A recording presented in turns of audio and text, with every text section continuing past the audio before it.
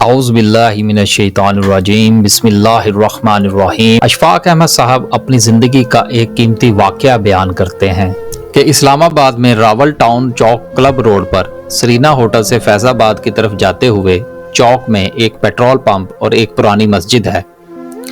1993 میں اسلام آباد آیا تو مسجد کے ساتھ ایک چھوٹا سا گاؤں ہوتا تھا۔ گاؤں کی زمینیں ایکوائر ہو چکی تھیں، یعنی کہ حکومت نے کالونیوں اور فیکٹریز کے لیے یہ جگہ خالی کروائی تھی۔ امیر لوگ زمینوں کی قیمتیں وصول کر کے بڑے بڑے سیکٹروں اور فارم ہاؤسز میں شفٹ ہو چکے تھے، لیکن وہ غربا پیچھے رہ گئے تھے جن کی زمینوں کے پیسے عمرہ کھا گئے، یا پھر وہ جو گاؤں کے کمی کمین تھے۔ ان کے نام پر کوئی زمین نہیں تھی، حکومت نے انہیں کوئی معاوضہ نہیں دیا کہ وہ کسی اور جگہ جا کر اپنا گھر بنا لیتے۔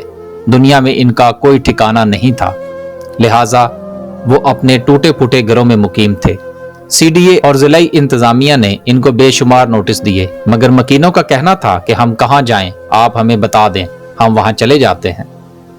کم از کم ہمیں ہمارے گھروں کے جیسے گھر یعنی کہ چھت فراہم کی جائے۔ حکومت ظاہر ہے ایک ٹھنڈی ٹھار مشین ہوتی ہے، اس کا دل ہوتا ہے اور نہ ہی جذبات، لہٰذا حکومت جواب میں ایک اور نوٹس بھجوا دیتی تھی۔ نوٹس بازی کے اس عمل کے دوران بے نظیر بھٹو اور میاں نواز شریف کی حکومتیں آتی اور جاتی رہیں۔ ضلعی انتظامیہ نے جب بھی گورنمنٹ سے آپریشن کی اجازت مانگی، حکومت نے اجازت نہ دی۔ انتظامیہ ایک بار مشینری لے کر وہاں پہنچ گئی۔ چودھری شجاعت حسین اس وقت وزیر داخلہ تھے۔ ان کو اطلاع ملی تو وہ فوراً وہاں پہنچے اور ذاتی طور پر آپریشن رکوایا، لیکن پھر 1999 آ گیا، اور یہ انہی دنوں کی بات ہے جب کچھ وجوہات کی بنا پر ان غربا کے ٹوٹے پھوٹے گھروں کو گرانے کے لیے آپریشن کا آغاز کیا گیا۔ میں ان دنوں شہزاد ٹاؤن میں رہتا تھا اور روزانہ راول چوک سے گزرتا تھا۔ میں نے دوپہر کو جاتے ہوئے اپنی آنکھوں سے وہ آپریشن دیکھا۔ وہ لوگ انتہائی غریب تھے، ان کے گھروں میں ٹوٹی چارپائیوں، پچکے ہوئے برتنوں اور پھٹی ہوئی رضائیوں کے سوا کچھ نہیں تھا۔ انتظامیہ نے وہ بھی ضبط کر لیا۔ گاؤں چند گھنٹوں میں صاف ہو گیا، زمین کو فارم ہاؤسز میں تبدیل کر دیا گیا اور وہ فارم ہاؤسز عمرہ نے خرید لیے۔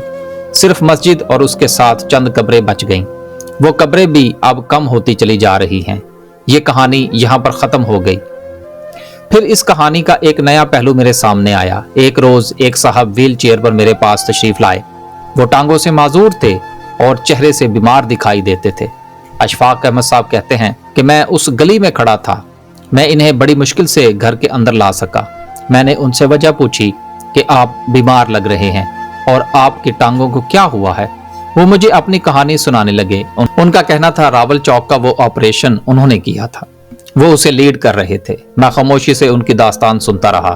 ان کا کہنا تھا ان کے 3 بچے تھے، 2 لڑکے اور 1 لڑکی۔ شادی پسندگی کی تھی، وہ سی ایس پی آفیسر تھے، کیریئر بہت برائٹ تھا۔ سینئر ان کی اس کارکردگی سے بہت مطمئن تھے۔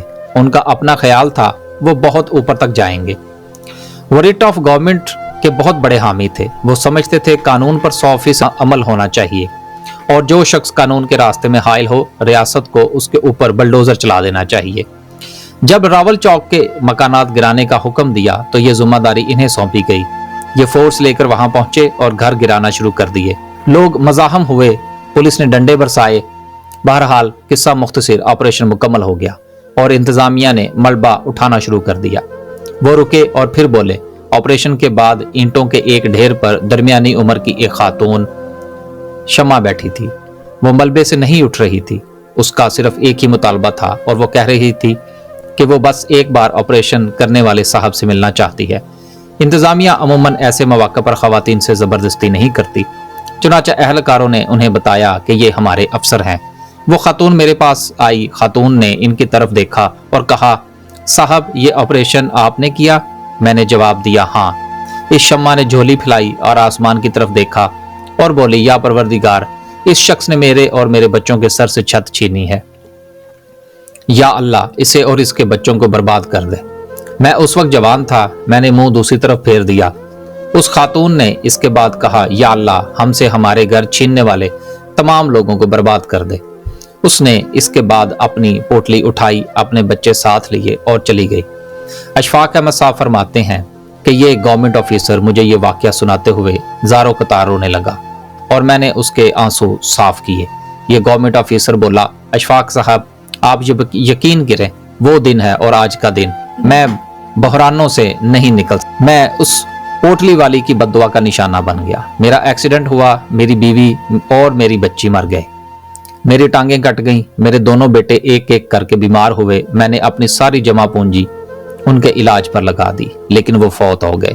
مجھے سسرال سے گھر ملا تھا، وہ بھی گیا۔ میں نے اپنا گھر بنایا، وہ زلزلے میں گر گیا۔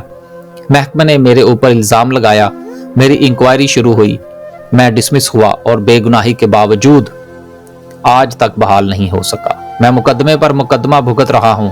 میں 68 سال کی عمر میں شوگر، بلڈ پریشر اور دل کا مریض بن چکا ہوں، اور میرے تمام رشتہ دار اور دوست بھی میرا ساتھ چھوڑ چکے ہیں۔ میں دل سے سمجھتا ہوں مجھے اس عورت کی بد دعا لگی تھی۔ حکومت، میرا محکمہ اور آرڈر دینے والے لوگ تینوں پیچھے رہ گئے، لیکن میں برباد ہو گیا۔ میں آج سوچتا ہوں تو میں اپنے آپ سے پوچھتا ہوں میں کتنا بے وقوف تھا۔ غریبوں کے سروں سے چھت چھین لی۔ یہ آفیسر جانے سے پہلے رکا اور پھر بولا، آپ کو میری باتیں عجیب لگیں گی اشفاق احمد صاحب، لیکن میں نے تحقیق کی ہے، اس آپریشن کا حکم دینے والا ہر شخص میری طرح ذلیل ہوا۔ ان میں سے آج کوئی شخص اپنے گھر میں آباد نہیں، وہ سب اولاد اور بیویوں کے بغیر عبرتناک اور بیمار زندگی گزار رہے ہیں۔ یہاں تک کہ اس وقت کے چیئرمین CDA کی ساری پراپرٹی بھی بک گئی اور اس کی اولاد بھی دربدر ہو گئی۔ وہ بھی عبرت کا نشان بن کر آخری سانسیں لے رہا ہے۔ ہم سب کو اس عورت کی آہ کھا گئی۔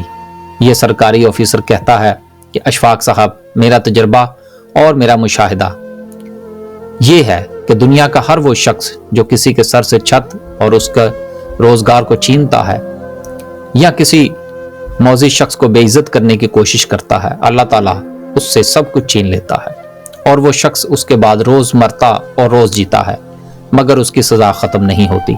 یہ واقعہ سننے کے بعد اشفاق احمد صاحب لکھتے ہیں کہ میں اس کی باتیں سن کر عالم حیرانی میں چلا گیا۔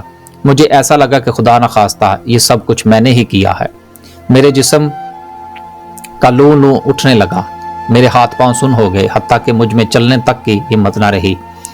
اشفاق احمد صاحب نے لب لباب بیان فرمایا، آپ جو دل چاہے کریں، لیکن کسی کی بد دعا نہ لیں۔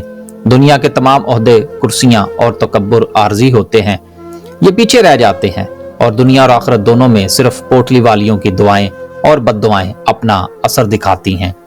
اللہ پاک ہم سب کو غربا اور مساکین کی مدد کرنے کی توفیق عطا فرمائے اور ان سے دعا لینے والا بنائے، ان کی زندگیوں میں آسانیاں پیدا کرنے والا بنائے۔